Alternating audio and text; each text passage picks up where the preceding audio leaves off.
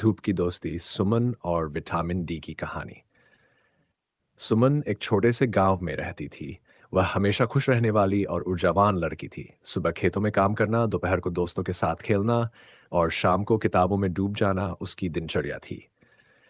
लेकिन पिछले कुछ महीनों से सुमन को अजीब सी थकान महसूस हो रही थी। उसकी चंचलता गायब हो गई थी।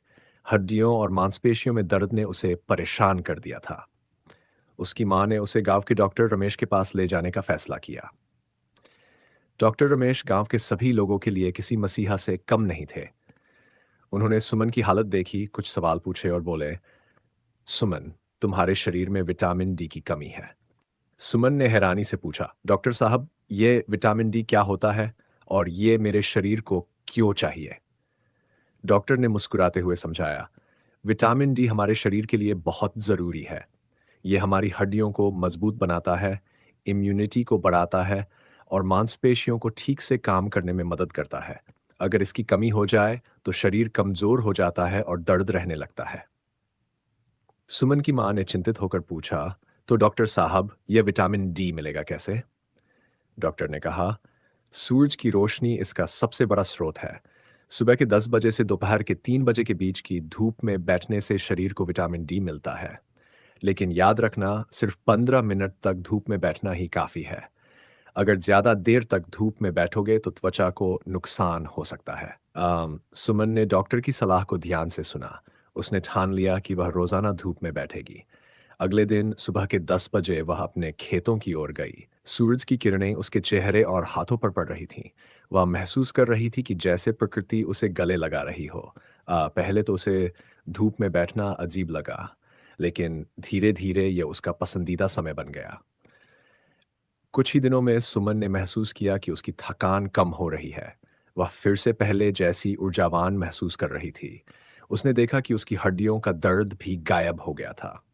एक दिन उसकी सहेली रीना ने पूछा, सुमन, तुमने ऐसा क्या किया कि तुम्हारा चेहरा फिर से चमकने लगा? सुमन ने मुस्कुराते हुए जवाब दिया, धूप मेरी दोस्त बन गई है। मैं रोज सुबह 15 मिनट धूप में बैठती हूँ।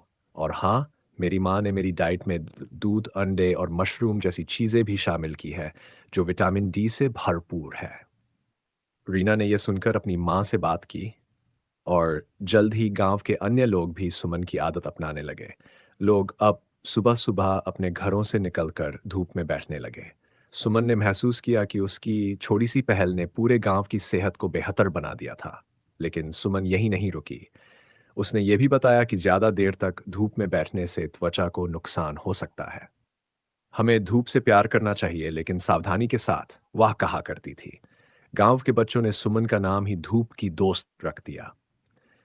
अब जब भी सुमन खेतों में धूप का आनंद लेती, बच्चे उसके आसपास इकट्ठा हो जाते और उससे सेहत के टिप्स लेते।